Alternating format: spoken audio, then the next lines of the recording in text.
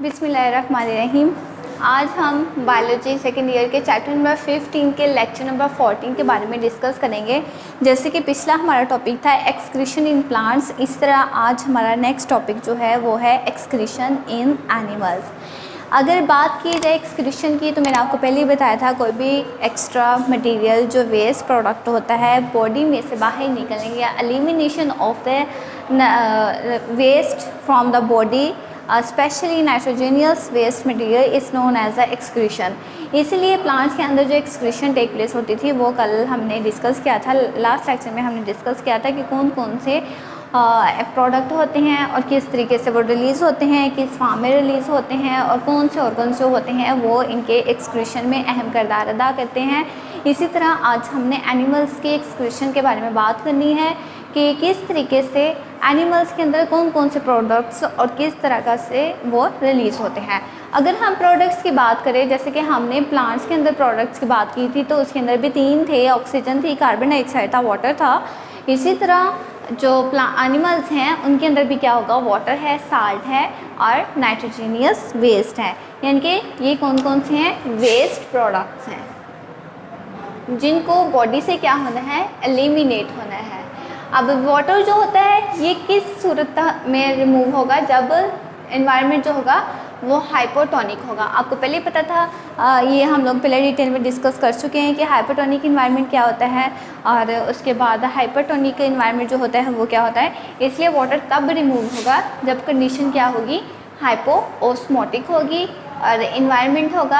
आपको पता है कि इन्वायरमेंट की अगर हम बात करें तो इन्वायरमेंट के अंदर टू इन्वायरमेंट्स आते हैं, एक्वेटिक इन्वायरमेंट आता है, टर्शियल इन्वायरमेंट आता है, क्योंकि एनिमल जो होते हैं वो दोनों में एग्जिस्ट किए जाते हैं, एक्वेटिक में भी और टर्शियल में भी। इसलिए अगर तो इन्वायरमेंट जो है वो हाइपोस्मोटिक होगा तो फिर जो उसका वेस्ट प्रोडक्ट जो होगा वो क्या होगा, वो वाटर होगा।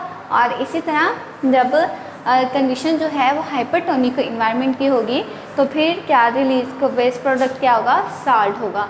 और नाइट्रोजनियस वेस्ट जो होते हैं ये क्या होते हैं, मेजर कॉन्स्टिट्यूशन होते हैं। सबसे बड़ा मेजर पार्ट जो होता है वो किस चीज़ का होता है, वो नाइट्रोजनियस वेस्ट प्रोडक्ट का होता है। वे नाइट्रोजनियस प्रोडक्ट्स जो होते हैं ये किस तरीके से प्रोड्यूस होते हैं, जैसे कि हम लोगों ने प्लांट्स के बारे में पढ़ा था कि किस तरह से उनके अंदर प्रोड्यूस होते हैं, कौन कौन से तरीक़ेकार होते हैं जिसके थ्रू वो रिमूव होते हैं। इसी तरह अब हमें देखना है कि एनिमल्स के अंदर ये एक्सक्रीटरी प्रोडक्ट जो होते हैं वो किस तरीके से रिलीज़ होते हैं, किस तरीके से प्रोड्यूस होते हैं और उनके कौन कौन से सोर्सेज हैं। अगर हम एनिमल्स के अंदर नाइट्रोजनियस प्रोडक्ट्स की बात करें तो ये फिर कैसे प्रोड्यूस होते हैं। नाइट्रोजनियस प्रोडक्ट्स यानी कि ऐसे मटेरियल जिनके अंदर मेजर कॉन्स्टिट्यूशन जो हो वो किस चीज़ का हो, वो नाइट्रोजन का हो। नाइट्रोजन आपको पता है कि कौन कौन सी फार्म में पाए जाते हैं, नाइट्रेट्स की फार्म में पाए जाते हैं, नाइट्रेट, अमोनिया और अमोनिया, यूरिया और उसके बाद इन चीज़ों में पाए जाते हैं। इसलिए कैटाबॉलिज्म जब अमाइनो एसिड्स की होगी तो फिर क्या रिलीज़ किया जाएगा, अमाइनो ग्रुप रिलीज़ होता है। ठीक है, क्या रिलीज़ होगी, जब भी अमाइनो एसिड। अब अमाइनो एसिड के ग्रुप की अगर बात करें तो ये फार्मूला आप लोगों को याद होगा, एक तरफ पे क्या था, अमाइनो ग्रुप था, एक तरफ हाइड्रोक्सिल ग्रुप था, एक तरफ आर था और एक तरफ H था। ठीक है, जब भी इसमें से क्या होगा, और ये हमारा क्या होता है, ये अल्फ़ा कार्बन मौजूद होता है। अब अगर इसमें से हम अमाइनो ग्रुप को रिमूव कर दें, ठीक है, तो फिर इस प्रोसेस को हम डी अमाइनेशन भी कहते हैं, क्योंकि इसमें से हमने अमाइनो ग्रुप को क्या कर दिया है, रिमूव कर दिया है। अब ये अमाइनो ग्रुप जो होगा ये या तो फिर ट्रांसफ़र कर दिया जाएगा या फिर रिमूव कर दिया जाएगा। ठीक है, अगर तो ये अमाइनो ग्रुप ट्रांसफ़र कर दी जाएगा किसी और के साथ अटैच करने में, तो फिर ये क्या होगा कि ये उसके साथ ग्रुप बनाएगा, नेक्स्ट अमाइनो एसिड बना देगा। लेकिन अगर ये कंपल्सरी नहीं है तो फिर ये क्या कर दिया जाएगा, ये रिमूव कर दिया जाएगा। अब इसको रिमूव करते हुए तो इट्स मीन कि या क्या हो गया, ये वेस्ट प्रोडक्ट हो गया। वेस्ट प्रोडक्ट जो होगा अब क्या है, उसको रिमूव करना कंपल्सरी है। अब एक्सक्रीशन जो है वो किस तरीके से टेक प्लेस होती है। एक्सक्रीशन जो है amino acid is not reuse for the recycling. Amino acid को कभी भी हम रीसाइक्लिंग के प्रोसेस के थ्रू दोबारा इस्तेमाल नहीं कर सकते, इसलिए ये ज़रूरी है कि ये वाटर के अंदर डिज़ोल्व हो ताकि इसका ब्लड के अंदर यानी कि प्लाज्मा के अंदर लेवल जो है वो कम हो। आपको पता है कि ब्लड के अंदर दो चीज़ें मौजूद, ब्लड के अंदर प्लाज्मा मौजूद होता है और प्लाज्मा के अंदर क्या होना चाहिए, इसका लेवल जो है वो बढ़ना नहीं चाहिए, इसलिए उसको क्या किया जाता है, वो पानी के अंदर उसको डिज़ोल्व कर दिया जाता है और डिज़ोल्व करने के बाद फिर उस एक्सक्रीटरी प्रोडक्ट को फिर हम क्या करते हैं, बॉडी में से रिमूव कर देते हैं। अब अगर इसका लेवल का ज़्यादा हो जाए या किसी हद तक बढ़ जाए तो फिर कौन कौन से प्रोडक्ट जो हैं वो प्रोड्यूस होते हैं वो अब हम डिस्कस करेंगे। अगर इसका लेवल जो है एलिवेट होता है, मतलब कि बढ़ता है या कम होता है, यानी कि कोई भी फ्लक्चुएशन उसके अंदर आती हैं, तो वो कौन कौन सी प्रोडक्ट्स प्रोड्यूस करें, कॉस्टा कन्वर्जन, क्या क्या मसले होंगे। जाहिर बात है अगर अमोनिया का लेवल हमारी बॉडी के अंदर बढ़ेगा तो फिर क्या होगा, कन्वर्शंस होगी। कन्वर्शंस मीन कि आप झटके लगते हैं, मतलब पूरी बॉडी को ना कन्वर्शंस झटके लगते हैं और उसके अलावा कोमा में भी जा सकता है और हो भी सकता है, काफ़ी हद तक हो सकता है कि उसकी डेथ भी हो जाए, मतलब कि वो बंदा मर जाए, वो एनिमल मर जाए। लेकिन अगर अब हम इनकी डिस्कस करते हैं कि कौन कौन सी क्वांटिटी के लिहाज से किस तरीके से क्या क्या चीज़ें जो हैं वेस्ट प्रोडक्ट जो उनकी कैटाबॉलिज्म के थ्रू प्रोड्यूस होते हैं। अगर हम बात करें बहुत ही ज़्यादा नाइट्रोजन मौजूद हो, मोस्टली एक्सेस नाइट्रोजन, अगर ज़्यादा नाइट्रोजन है तो वो कैसे एक्सक्रीट होगी, एज अ अमोनिया, यूरिया और यूरिक एसिड।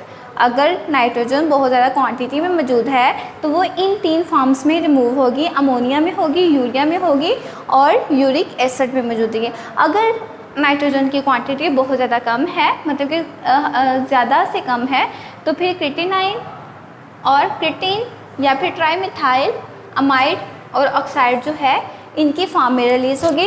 और अगर बहुत ही ज़्यादा कम, यानी कि ये सबसे ज़्यादा है, ये मीडियम है और इससे भी कम अगर होगी तो फिर क्या कौन से होंगे, फिर प्यूरिन और पैरामिडीन्स जो होंगे वो प्रोड्यूस होंगे। और अब फिर उसके बाद इन प्यूरिन और पैरामिडीन्स की जो है अगर कैटाबॉलिज्म की जाए तो फिर मेटाबॉलिज्म की जाए तो फिर क्या चीज़ें प्रोड्यूस होती हैं, फिर अमोनिया प्रोड्यूस होगा, यूरिया प्रोड्यूस होगा, यूरिक एसिड, हाइपोजेंथीन और जेंथीन जो प्रोडक्ट्स होते हैं ये रिमूव होते हैं और इस तरह इनको फिर हम क्या करते हैं, बॉडी में से रिमूव करते हैं। और ये सबसे मोस्ट इम्पॉर्टेंट बात है कि ये डिपेंड करता है कि हमारा जो इन्वायरमेंट है वो कौन सा है। अगर तो वाटरी इन्वायरमेंट है, यानी कि बहुत ज़्यादा आपके एक्सटर्नल इन्वायरमेंट में पानी मौजूद है, जैसे कि मेरीन की बात करें, फ्रेश वाटर की बात कर लें, या फिर हम बात करें एक्वेटिक इन्वायरमेंट की, तो एक्वेटिक इन्वायरमेंट के अंदर वाटर जो होता है वो बॉडी के अंदर कम होता है, सराउंडिंग में ज़्यादा होता है, इससे फिर उसको रिमूव करना पड़ता है। और इसी तरह जो मेरीन के अंदर उनके साल्ट की कंसंट्रेशन ज़्यादा होती है और साल्ट की कंसंट्रेशन जो होती है वो हाइपोटोनिक इन्वायरमेंट के अंदर एज अ एक्सक्रीटिव प्रोडक्ट होंगे। और इस तरह जो नाइट्रोजन वेस्ट होंगे वो एक मेजर कंस्टिट्यूएंट यानी कि सबसे बड़ा हिस्सा है जो कि एक्सक्रीटिव प्रोडक्ट का है। नाइट्रोजन इस प्रोडक्ट की बात करें तो कैटाबॉलिज्म उसके अंदर अमाइनो एसिड्स की होती है। कैटाबॉलिज्म ऑफ अमाइनो एसिड की जाए तो फिर क्या हो गया, रिलीज़ होते हैं अमाइनो, ये हमारे पास अमाइनो ग्रुप है, अमाइनो एसिड है। अमाइनो एसिड का फार्मूला ये है। और अगर इसमें से हम अमाइनो ग्रुप को रिमूव कर दें तो फिर क्या बचेगा, ये फिर अमाइनो ग्रुप को या तो फिर हम उसको दोबारा इस्तेमाल कर यानी कि कर लेंगे, ट्रांसफ़र कर दिया जाएगा अमाइनो एसिड को, या फिर वो बॉडी से क्या कर दिया जाएगा, रिमूव कर दिया जाएगा। अब एक्सक्रीशन जो है वो इस अमाइनो ग्रुप की बहुत ज़्यादा ज़रूरी है, क्योंकि अगर ये ब्लड के अंदर रहेगा तो ये प्लाज्मा के अंदर इसका लेवल क्या हो जाएगा, इंक्रीज़ हो जाएगा। इसलिए हमें इसको अवॉइड करना है कि प्लाज्मा के अंदर इसका लेवल ज़्यादा ना हो, ये फ़ौरन क्या होगा, डिज़ोल्व होगा वाटर के अंदर और फिर ये क्या होगा, बॉडी में से एक्सक्रीट आउट हो जाएगा। अब एलिवेशन लेवल की अगर हम बात करें तो सबसे ज़्यादा अगर नाइट्रोजन की क्वांटिटी होगी तो उसमें से ammonia, urea, uric acid remove होगा।